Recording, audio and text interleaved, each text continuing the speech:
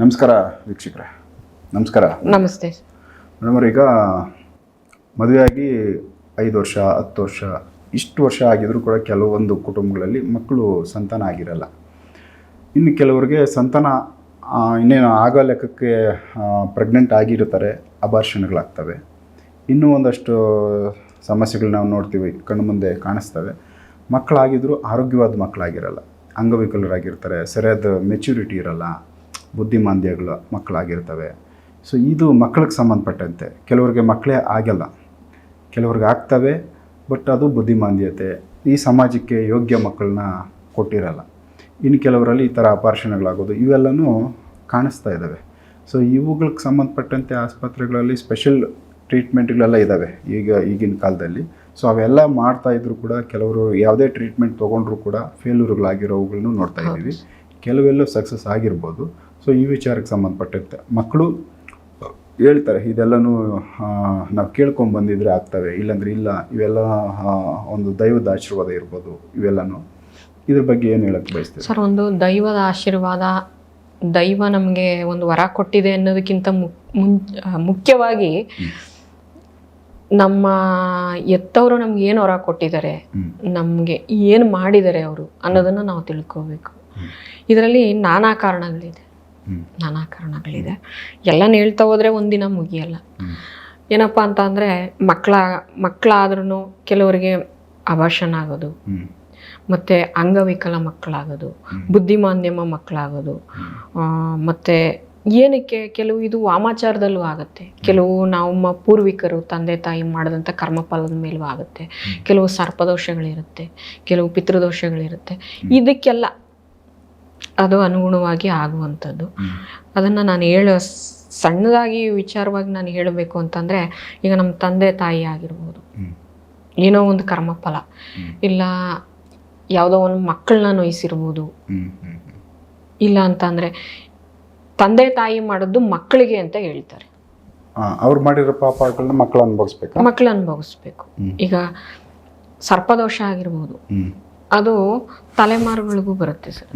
ಈಗ ಕೆಲವು ಜನ ಏನು ಮಾಡ್ತಾರೆ, ಭೂಮಿ ಓಡಾಡುವಂಥ ಸೊತ್ತುಗಳು, ಸರ್ಪ ಓಡಾಡುವಂಥ ಭೂಮಿಗಳನ್ನ ಉಳುಮೆ ಸಾಗುವಳಿ ಮಾಡ್ತಾ ಇರ್ತಾರೆ.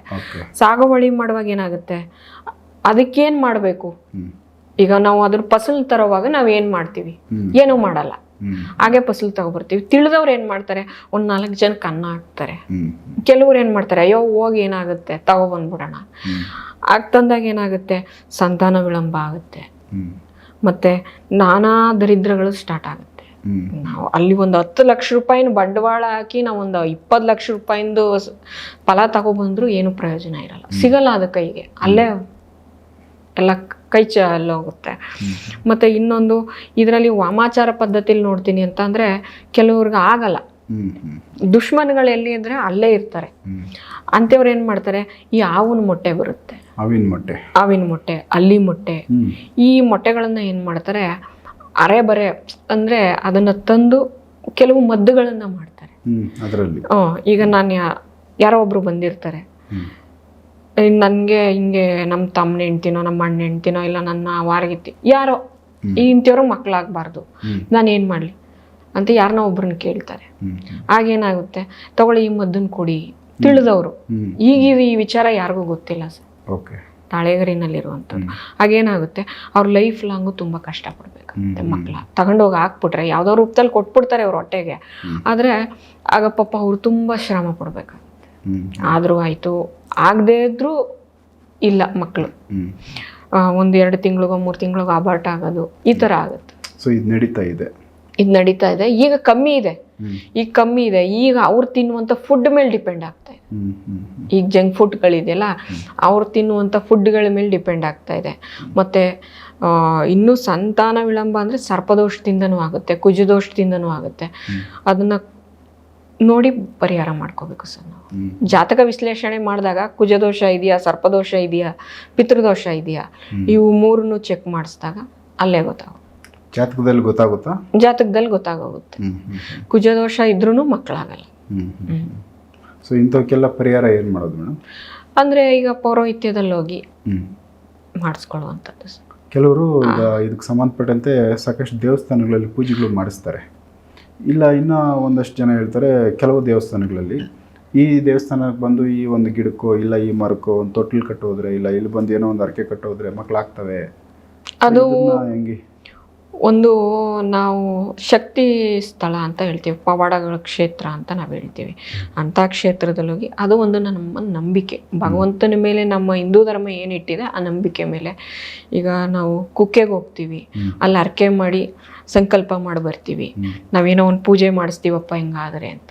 ನಮ್ಮ ಟೈಮ್ ಚೆನ್ನಾಗಿರ್ಬೇಕು, ಕೊಡ್ತಾನೆ ಸ್ವಾಮಿ ಫಲ, ಇಲ್ಲ ಅಂತ ಹೇಳಲ್ಲ ಖಂಡಿತ. ಇಲ್ಲ ನಮ್ಮ ಟೈಮ್ ಸ್ವಲ್ಪ ಕೆಡ್ತಾಗಿದೆ, ವಿಳಂಬವಾಗ್ಬೋದು, ಆದರೆ ದೈವ ಇರೋದು ಎಷ್ಟು ಸತ್ಯನೋ, ಗಾಳಿ ಬೆಳಕು ಇರೋದು ಎಷ್ಟು ಸತ್ಯನೋ, ದೈವನೂ ಅಷ್ಟೇ ಸತ್ಯ. ನಮ್ಗೆ ಯಾವುದೇ ದೇವ್ರಿಗೆ ನಾವು ಏನೇ ಬೇಡಿಕೆ ಇಟ್ರು ಆಗುತ್ತೆ, ಲೇಟು, ಕಾಯ್ಬೇಕು, ಕಾದು ಪಡಿಬೇಕು. ಮತ್ತು ಇನ್ನೊಂದು ಇದರಲ್ಲಿ ಏನಪ್ಪ ಅಂತಂದರೆ, ನಾವು ಪ್ರತಿಯೊಂದು 6 ತಿಂಗಳಿಗೋ ವರ್ಷಕ್ಕೋ ನಮ್ಮಲ್ಲಿ ಯಾವ ಗ್ರಹಗಳು ಕೆಟ್ಟದಾಗ್ತಾ ಇದೆ, ಏನು ಎತ್ತ ಅಂತ ಒಂದು ಜಾತಕ ವಿಶ್ಲೇಷಣೆ ಮಾಡಿಸ್ಕೋಬೇಕು. ಇದು ಒಂದು ಮೊದಲನೇದು. ಮತ್ತು ಈ ದೋಷಗಳು ಇದ್ದಾಗ ಸ್ವಲ್ಪ ಸಂತಾನಗಳು ವಿಳಂಬನ ಆಗುತ್ತೆ. ಇನ್ನು ಹಿರಿಕರು ಮಾಡಿರುವಂಥ ಕರ್ಮಫಲಗಳಾಗಿರ್ಬೋದು, ಅದು ಮಕ್ಕಳಿಗೆ ಅನುಸರಣೆ. ಈ ಅಂಗವಿಕಲ ಮಕ್ಕಳು, ಬುದ್ಧಿಮಾಂದ್ಯತೆ ಮಕ್ಕಳು ಇವ್ಯಾಕೆ ಮೇಡಮ್ ಆಗ್ತವೆ ಸರ್? ಬ್ರಹ್ಮ ಹತ್ಯೆ ದೋಷ ಅಂತ ನಾವು ಹೇಳ್ತೀವಿ. ಬ್ರಹ್ಮ ಹತ್ಯೆ ದೋಷ ಏನಕ್ಕೆ ಬರುತ್ತೆ? ಈಗ ನಾವು ಹೊಟ್ಟೆಲಿರುವಂಥ ಮಕ್ಕಳನ್ನ ನಾವು ಕೊಲ್ಲುವಂಥದ್ದು, ಈಗ 1 ತಿಂಗಳು 2 ತಿಂಗಳಿಗೆ ಅಬಾರ್ಷನ್ ಮಾಡಿಸುವಂಥದ್ದು, ಇಲ್ಲ ಮಕ್ಕಳನ್ನ ಕೊಲ್ಲುವಂಥದ್ದು, ಮಕ್ಕಳನ್ನ ವಿಕೃತವಾಗಿ ಬೀದಿಲಿ ಬಿಸಾಡುವಂಥದ್ದು, ಇಂಥ ಬ್ರಹ್ಮ ಹತ್ಯೆ ದೋಷ ಅಂತ ನಾವು ಹೇಳ್ತೀವಿ. ಈಗ ಹೆಣ್ಣು ಮಗುನೋ ಗಂಡು ಮಗುನೋ ಅಂತ ಹೇಳಿ ಈಗ ಒಂದು ಸ್ಕ್ಯಾನಿಂಗ್ ಅಂತ ಹೇಳ್ತಾರೆ. ಆ ಸ್ಕ್ಯಾನಿಂಗ್ ಮುಖಾಂತರ ಅದು ಅದ್ರಂತ ಕೆಟ್ಟದ್ದು ಯಾವುದೂ ಇಲ್ಲ ಸರ್. ಬಹಳ ಬ್ರಹ್ಮ ಹತ್ಯೆ ದೋಷ ಅದು. ಅದನ್ನ ಮಾಡಕ್ ಹೋಗ್ಬಾರ್ದು. ಅದು ಈಗ ನಾನು ಮಾಡಿಸಿರ್ತೀನಿ, ನಾನೇ ಮೂಲ ಕಾರಣ ಅದಕ್ಕೆ. ಅದು ನನಗೇನು ಆಗುತ್ತೋ ಬಿಡುತ್ತೋ ನನಗದು ಗೊತ್ತಿಲ್ಲ. ನಾನು ಚೆನ್ನಾಗಿರ್ತೀನಿ, ನನ್ನ ಮಕ್ಳಿಗೆ ಹೊಡಿತದೆ. ಸ್ಕ್ಯಾನಿಂಗ್ ಮಾಡಿಸೋದು ಅಂದ್ರೆ ಏನು ಮೇಡಮ್ ಇದು? ಸರ್, ಈಗ ನಮಗೆ ಹೆಣ್ಣು ಮಗು ಇದೆ, ನಮ್ಗೆ ಗಂಡು ಮಗು ಬೇಕು. ಈಗ ಅದು ಭಾಳ ಈಗ ಮಾಡಿಸೋರ್ದು ತಪ್ಪು, ಸ್ಕ್ಯಾನ್ ಮಾಡಿಸೋರ್ದು ಅವ್ರದ್ದು ತಪ್ಪು, ಮಾಡೋರ್ದು ತಪ್ಪು. ಮಾಡಿ ಹೇಳ್ತಾರಲ್ಲ ಇದಿಂಥ ಮಗು ಅಂತ ರಿಸಲ್ಟ್ ಹೇಳ್ತಾರಲ್ಲ, ಅದಕ್ಕಿಂತ ಪಾಪ ಇನ್ಯಾವುದೂ ಇಲ್ಲ ಸರ್. ಸೊ ಕೆಲವ್ರೀಗ ಅಂದರೆ ಈ ಥರ ಒಂದು ಸ್ಕ್ಯಾನ್ ಮಾಡಿ ಹೆಣ್ಮಗು ಇದ್ರೆ ತೆಗಿಸ್ಬಿಡೋದು, ಗಂಡು ಮಗು ಆದರೆ ಮಾಡ್ಕೊಳ್ಳೋದು. ಸೊ ಇದನ್ನ ತೆಗ್ಸೋದು ಕೂಡ ಡೇಂಜರ್ ಸರ್. ಯಾಕೆ ಅಂತಂದ್ರೆ ಅದು ತಂದೆ ತಾಯಿಗೂ ಅದರದ್ದು ಎಫೆಕ್ಟ್ ಆಗುತ್ತಾ? ತೆಗ್ದವ್ರಿಗೂ ಆಗುತ್ತಾ? ತೆಗ್ದವ್ರಿಗೂ ಆಗುತ್ತೆ, ತೆಗಿಸ್ದವ್ರಿಗೂ ಆಗುತ್ತೆ, ಮುಂದೆ ಯಾರು ನಿಂತಿರ್ತಾರೆ ಅವ್ರಿಗೂ ಆಗುತ್ತೆ. ಎಫೆಕ್ಟ್ ಇದ್ದೇ ಇರುತ್ತೆ. ಈಗ ನಾವು ಒಂದು ಸರ್ಪನ ನಾವು ಯಾರೋ ಹೊಡಿತಾ ಇರ್ತಾರೆ, ಅದನ್ನ ನೋಡೋದು ತಪ್ಪು. ಕಣ್ಣಿಂದ ನೋಡಿದ್ರೇನೆ ದೋಷ ಅದು. ಅಂದ್ರೆ ಅಲ್ಲಿ ನಿಂತಿರ್ತೀವಿ ಅಂತ ಅದೂ ದೋಷ. ಅದ ಥರ ಇದು, ಅದೇ ಥರ ಇದೂ ಬ್ರಹ್ಮ ಹತ್ಯೆ ದೋಷ ಅಂತ ನಾವು ಹೇಳ್ತೀವಿ. ಆ ಥರ ಮಾಡೋಕೆ ಈಗ ಅದು ಒಂದು ಒಳ್ಳೆ ನಕ್ಷತ್ರದಲ್ಲಿ ತಾಯಿ ಗರ್ಭಕ್ಕೆ ಬಂದು ಸೇರಿರುತ್ತೆ, ಒಂದು ಆತ್ಮ ಒಂದು ತಾಯಿ ಗರ್ಭಕ್ಕೆ ಬಂದು ಸೇರಿರುತ್ತೆ. ಹಾಗಾದರೂ ನಾನು ಇನ್ನೊಂದು ಸರಿ ಮರುಜನ್ಮ ಪಡೀತೀನಿ ಅನ್ನೋದೊಂದು ಆಸೆ ಮೇಲೆ ಅದು ಬಂದು ಸೇರಿರುತ್ತೆ. ಅವಾಗ ಏನಾಗುತ್ತೆ, ಬ್ರಹ್ಮನ ಅಪೇಕ್ಷೆ ಏನಿದೆ ಆ ಥರ ನಡೀತದೆ. ಅದನ್ನು ಅಲ್ಲೇ ನಾವು ಚೂಟ್ ಹಾಕ್ಬಿಟ್ರೆ ಅದನ್ನ ಆಸೆನ ನಾವು ಮಣ್ಣು ಪಾಲು ಮಾಡ್ದಂಗೆ ಆಗುತ್ತೆ. ಸೊ ಆ ಆತ್ಮದ್ದು ಶಾಪ ಇಲ್ಲಿ ತಗಳುತ್ತೆ. ಅಬಾರ್ಷನ್ ಮಾಡಿಸ್ಕೊಂಡವ್ರಿಗೆ ಮುಂದೆ ಯಾರು ಅದನ್ನ ಚೆಕ್ ಮಾಡಿ ಹೇಳಿರ್ತಾರೆ, ಮಾಡಿದವ್ರಿಗೆ ಎಲ್ಲರಿಗೂ ಇದ್ದೇ ಇರುತ್ತೆ ಸರ್. ಬಟ್ ಈಗೆಲ್ಲ ಆ ಥರ ಮಾಡಿದವರೆಲ್ಲ ತುಂಬ ಸ್ಟ್ಯಾಂಡರ್ಡ್ ಆಗಿ ಅಫಿಷಿಯಲ್ ಆಗಿ ಸರ್, ಅಫಿಷಿಯಲ್ ಆಗಿ ಚೆನ್ನಾಗಿದಾರಲ್ಲ ಮೇಡಮ್ ಸರ್. ನೋಡೋಕೆ ಚೆನ್ನಾಗಿರ್ತಾರೆ, ಅವ್ರ ಒಳಗಡೆ ಏನು ಅನುಭವಿಸ್ತಾ ಇರ್ತಾರೆ ಅನ್ನೋದು ಯಾರಿಗೂ ಹೇಳೋಕ್ಕಾಗಲ್ಲ ಸರ್. ಅದರಲ್ಲೂ ಕೆಲವೊಂದಷ್ಟು ಕೇಸ್ಗಳನ್ನ ಇತ್ತೀಚೆಗೆ ಕೆಲವ್ರನ್ನ ಹಿಡಿದು ರೈಡ್ ಮಾಡಿ ಆ ಥರದ್ದು ಕ್ಲಿನಿಕ್ಗಳು, ಅಂದರೆ ಕ್ಲಿನಿಕ್ ಬಿಟ್ಟು ಎಲ್ಲೋ ದೂರದ ಮನೆಗಳು, ಎಲ್ಲೋ ದೂರದ ಜಾಗಗಳಲ್ಲಿ, ತೋಟದ ಮನೆಗಳು, ಈ ಥರದ ಜಾಗಗಳಲ್ಲಿ ಮಾಡ್ತಾ ಇದ್ದಿದ್ದು ಕೆಲವುಗಳನ್ನ ನಮ್ಮ ನ್ಯೂಸ್ ಚಾನಲ್ಗಳಲ್ಲಿ ನೋಡಿದ್ದೀವಿ. ರೈಡ್ ಮಾಡಿ ಹಿಡ್ದಾಕವ್ರೆ.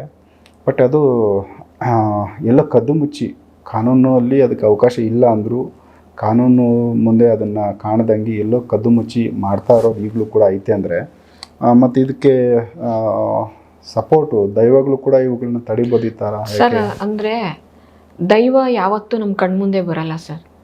ಅದು ನ್ಯೂಸ್ ಚಾನಲ್ ಅವ್ರ ಮುಖಾಂತರನೇ ಬರ್ಬೋದಲ್ವಾ, ಅವರೇ ದೇವರಾಗ್ಬೋದಲ್ವಾ. ಇದನ್ನ ತಡೆಯಕ್ಕೆ. ಈಗ ದೇವ್ರು ಯಾವತ್ತೂ ನಮ್ಮ ಮುಂದೆ ಬರಲ್ಲ, ನಾನು ಈಗ ಬರ್ತಾ ಇದ್ದೀನಿ ಅಂತ ಹೇಳಲ್ಲ. ಆ ಒಂದು ಹಗರಣನ ತಪ್ಸಕ್ಕೆ ಅವ್ರ ಮುಖಾಂತರನೇ ಅವರೇ ದೇವ್ರಾಗಿ ಬಂದಿರ್ಬೋದಲ್ವ ಸರ್. ಯಾರ ಮುಖಾಂತರನೋ ಅದು ಯಾರ ಮುಖಾಂತರನಾದ್ರೂ ಬೆಳಕಿಗೆ ಬರುತ್ತೆ. ಸೊ ಈ ಒಂದು ಸಮಸ್ಯೆಗಳಿಗೆ ಪರಿಹಾರಗಳು ಯಾವ ಥರ ಇದಾವೆ ಮೇಡಮ್? ಸರ್, ಬ್ರಹ್ಮಹತ್ಯೆ ದೋಷಕ್ಕೆ ಕಷ್ಟ ಇದೆ ಸರ್, ಪರಿಹಾರಗಳು ಸಿಗಲ್ಲ ಇದಕ್ಕೆ. ನಾವು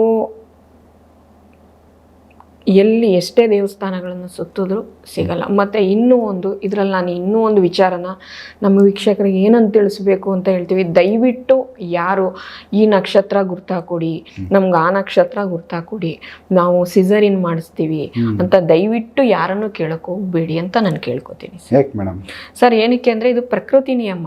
ಜನನ ಮರಣ ಅನ್ನೋದು ಪ್ರಕೃತಿ ನಿಯಮ. ಮಗು ಹುಟ್ಟುವಾಗ ನಾವು ದೇವರು ಅಂತ ನಾವು ಮಗುನ ಆರಾಧನೆ ಮಾಡಿ ಭೂಮಿಗೆ ಬಂದಾಗ ಮಕ್ಕಳನ್ನ ನಾವು ದೇವ್ರ ಸಮಾನ ನೋಡ್ತೀವಿ. ನಾವು ಸತ್ತಾಗ್ಲೂ ನಮ್ಮನ್ನ ಒಂದು ದೈವಕ್ಕೆ ಸಂಬಂಧಪಟ್ಟವರು ಅಂದ್ರೆ ಒಂದು ದೇವ್ರ ತರ ನೋಡ್ತಾರೆ. ಈಗಿರೋವಾಗ ನಾವು ಯಾವಾಗ ಹೋಗ್ತೀವಿ ಅನ್ನೋದು ಗೊತ್ತಿಲ್ಲ, ಯಾವಾಗ ಬರ್ತೀವಿ ಅನ್ನೋದು ಗೊತ್ತಿಲ್ಲ. ಇದು ಪ್ರಕೃತಿ ನಿಯಮ. ಇದನ್ನ ನಾವು ಇದೇ ಟೈಮಿಗೆ ಭೂಮಿಗೆ ತರಬೇಕು ಅನ್ನೋದು, ನಾವು ಬರಬೇಕು ಅನ್ನೋದು ದೈವ ನಿರ್ಣಯ ಆಗಿರುತ್ತೆ. ಅದನ್ನು ನಾವು ನಿರ್ಣಯ ಮಾಡಬಾರ್ದು ಸರ್. ಇದು ಬ್ರಹ್ಮಹತ್ಯೆ ದೋಷನೇ ಇರುತ್ತೆ. ಆಗೇನಾಗುತ್ತೆ, ಈ ನಕ್ಷತ್ರದಲ್ಲಿ ಮಗು ಜನನವಾದರೆ ಈ ಮಗು ರಾಜವೈಭೋಗದಲ್ಲಿರುತ್ತೆ ಅನ್ನೋದೊಂದು ಇದಿರುತ್ತೆ. ಆಗೇನಾಗುತ್ತೆ, ಅದೆಲ್ಲ ಮೈನಸ್ ಸರ್. ಏನೂ ಆಗಲ್ಲ. ಇಲ್ಲ ಮಗುನೇ ಅನಾರೋಗ್ಯ ತಪ್ಪಬಹುದು, ಅದು ಏನಾದ್ರು ಒಂದು ನಾನಾ ಕಾರಣಗಳು. ಸೊ ನ್ಯಾಚುರಲ್ ಅದು ಯಾವಾಗ ಹುಟ್ಟಬೇಕಂತ ಆಪ್ಷನ್ ಇರುತ್ತೋ ಅವಾಗ್ಲೇನೆ ಆಗ್ಬೇಕು. ಬಟ್ ಈಗ ಇಲ್ಲಿ ನ್ಯಾಚುರಲ್ ಬರ್ತ್ ಆಗ್ತಾ ಇದೆ ಮೇಡಮ್, ಎಲ್ಲ ಸಿಸರಿನ್ ಮಾಡ್ತಾರೆ. ಸರ್ ಸಿಸರಿನ್ ಮಾಡೋರು ಈಗ ಒಬ್ರು ಜೋಯಿಸ್ಟ್ರ ಹತ್ರ ಹೋಗಿ ಟೈಮ್ ಕೇಳ್ತಾರೆ, ನನ್ಗೆ ಹಿಂಗೊಂದು ಟೈಮ್ ಕೊಡಿ ಅಂತ ಕೇಳ್ತಾರೆ. ಆಗ ಅವ್ರು ಏನು ಮಾಡ್ತಾರೆ, ಟೈಮುಗಳಿಗೆ ಡೇಟ್ ಹಾಕ್ಕೊಡ್ತಾರೆ. ಈ ಟೈಮ್ನಲ್ಲಿ ಆಪರೇಷನ್ ಮಾಡಿಸಿ ಸಿಸರಿನ್ ಮಾಡಿಸಿ ಅಂತ ಹೇಳಿ ಕೊಡ್ತಾರೆ. ಅದು ತಪ್ಪು, ಅದು ದೋಷನೇ ಸರ್ ಅದು. ಯಾಕೆಂದ್ರೆ ನಮ್ಮ ತಾಳೆಗರಿನಲ್ಲಿರುವಂಥದ್ದು ಬ್ರಹ್ಮಹತ್ಯೆ ದೋಷ. ತಾಯಿ ಗರ್ಭದಲ್ಲೇ ಮಗುವನ್ನು ಕೊಲ್ಲುವುದು ದೋಷ, ಹುಟ್ಟಿದ ಮಕ್ಕಳನ್ನ ದೂರ ಮಾಡೋದು ಅದಕ್ಕಿಂತ ದೋಷ. ತಾಯಿಯಿಂದ ಮಕ್ಕಳನ್ನ ಬೇರ್ಪಡಿಸ್ತಾರಲ್ಲ, ಅದು ಅದಕ್ಕಿಂತನೂ ದೋಷ. ಸರಿನಾ ಸರ್? ಯಾವ ತರ ಇದು ಬೇರ್ಪಡಿಸೋದು ಅಂದ್ರೆ ಯಾವ ತರ? ಈಗ ಏನೋ ಒಂದು ಬೇರೆ ದಾರಿನಲ್ಲಿ ಮಗು ಹುಟ್ಟಿರುತ್ತೆ, ಸರಿನಾ ಸರ್? ಇಲ್ಲ ಹೆಣ್ಣು ಮಗು ಅಂತ ದೂರ ಮಾಡ್ಬೋದು. ಏನೋ ಒಂದು ವಿನಾಕಾರಣವಾಗಿ ತಾಯಿಯಿಂದ ಮಕ್ಕಳನ್ನ ದೂರ ಮಾಡಕ್ ಹೋಗ್ಬಾರ್ದು. ಯಾವುದೇ ರೀತಿನಲ್ಲಾದ್ರೂ, ದೊಡ್ಡವರೇ ಆಗಿರ್ಬೋದು, ಚಿಕ್ಕವರೇ ಆಗಿರ್ಬೋದು, ಮಕ್ಕಳೇ ಆಗಿರ್ಬೋದು, ತಾಯಿಯಿಂದ ಮಕ್ಕಳನ್ನ ದೂರ ಮಾಡಬಾರ್ದು. ಅದು ಅದು ಜನ್ಮಕ್ಕೂ ನಮ್ಗೆ ಅದು ಶಾಪವಾಗಿ ಉಳಿತು. ಸೊ ಇವೆಲ್ಲನೂ ತೊಂದರೆಗಳಾಗ್ತವೆ, ದೋಷಗಳಾಗುತ್ತೆ. ಈ ಸಿಸರಿನ್ ಈಗ ಮಕ್ಕಳನ್ನ, ಈಗ ನಮ್ಮ ತಾಳೆಗರಿನಲ್ಲಿರೋದು ಬ್ರಹ್ಮ ಏನು ಟೈಮ್ ಕೊಟ್ಟಿದ್ದಾನೆ ಅದೇ ಟೈಮು ಅಂತ ಇರೋದು. ನಾವು ಬ್ರಹ್ಮ ಬರಹವನ್ನು ನಾವು ತಪ್ಸಕ್ಕಾಗಲ್ಲ. ಅವನು ನಮ್ಮ ಮನೇಲಿ ಏನು ಬರ್ದಿದ್ದಾನೆ ಅದೇ ಆಗಬೇಕು ಹೊರತು, ಇಲ್ಲ ನಾವು ಅದನ್ನು ಅಳಿಸ್ಬಿಟ್ಟು ಬರಿತೀವಿ ಅನ್ನೋದು ಸುಳ್ಳು. ಓಕೆ. ಸೊ ವೀಕ್ಷಕರೇ, ಯಾಕಂದರೆ ಇದೊಂದಷ್ಟು ಮಕ್ಕಳು ವಿಚಾರಕ್ಕೆ ಸಂಬಂಧಪಟ್ಟಂತೆ, ಎಸ್ಪೆಷಲಿ ಎಷ್ಟೋ ಜನಕ್ಕೆ ಇನ್ನೂ ಮಕ್ಕಳಾಗಿರಲ್ಲ, ಗ್ಯಾಪ್ ಆಗಿರುತ್ತೆ, ಅಬಾರ್ಷಣೆಗಳಾಗ್ತಾ ಇರ್ತವೆ, ಕೆಲವರಿಗೆ ಬುದ್ಧಿಮಾಂದ್ಯ ಮಕ್ಕಳು ಆಗಿರ್ತವೆ. ಸೊ ಇದರಿಂದ ಏನೋ ಒಂದು ಪಿತೃದೋಷನೋ ಇಲ್ಲ ಯಾವುದೋ ಶಾಪಗಳೋ ಇಲ್ಲ ಇನ್ಯಾವುದೋ ಒಂದು ಸಮಸ್ಯೆಗಳು ಇರ್ಬೋದು. ಇದು ಜಾತಕದಲ್ಲಿ ಇದನ್ನು ಪತ್ತೆ ಮಾಡ್ಕೋಬೋದಲ್ವ ಮೇಡಮ್? ಹೌದು. ಮತ್ತು ಅದಕ್ಕೆ ಪರಿಹಾರಗಳು ಅಂತ ಇರ್ತವೆ. ಅವುಗಳು ಮಾಡ್ಕೊಂಡ್ಮೇಲೆ ಅದ್ರ ಸಮಸ್ಯೆ ಬಗೆಹರಿದು ಸೊ ಮಕ್ಕಳು ಆಗ್ತವೆ. ಸೊ ಈ ವಿಚಾರ, ಇದ್ರ ಬಗ್ಗೆ ಆಸ್ಪತ್ರೆಯಲ್ಲಿ ಎಷ್ಟೇ ಟ್ರೀಟ್ಮೆಂಟ್ ಕೊಡ್ಬೋದು, ಅಲ್ಲೂ ಕೂಡ ಫೇಲ್ಯೂರ್ಗಳಾಗ್ತಾ ಇರ್ತವೆ. ಸೊ ಇದು ಅದು ಎರಡನ್ನೂ ಬ್ಯಾಲೆನ್ಸ್ ಮಾಡ್ಕೊತ ಹೋದರೆ ಸೊ ಅದು ಉತ್ತಮ, ಅದು ಒಳ್ಳೆಯದಾಗುತ್ತೆ. ಎಲ್ಲೋ ಒಂದು ರೀತಿಯಲ್ಲಿ ಮಕ್ಕಳು ಎಲ್ಲರಿಗೂ ಆಗ್ತವೆ. ಸೊ ಇದ್ರ ಬಗ್ಗೆ ಒಂದು ಕ್ಲಾರಿಟಿ ಸಿಕ್ಕಿದೆ, ಮೇಡಮ್ ಅವ್ರ ಕಡೆಯಿಂದ ತಿಳಿಸಿದ್ದಾರೆ. ನೆಕ್ಸ್ಟ್ ಇನ್ನೂ ಬೇರೆ ವಿಚಾರಗಳನ್ನ ಮಾತಾಡ್ತಾ ಹೋಗ್ತೀನಿ, ಎಪಿಸೋಡ್ ನೋಡ್ತಾ ಹೋಗಿ. ನಮಸ್ಕಾರ. ನಮಸ್ತೆ.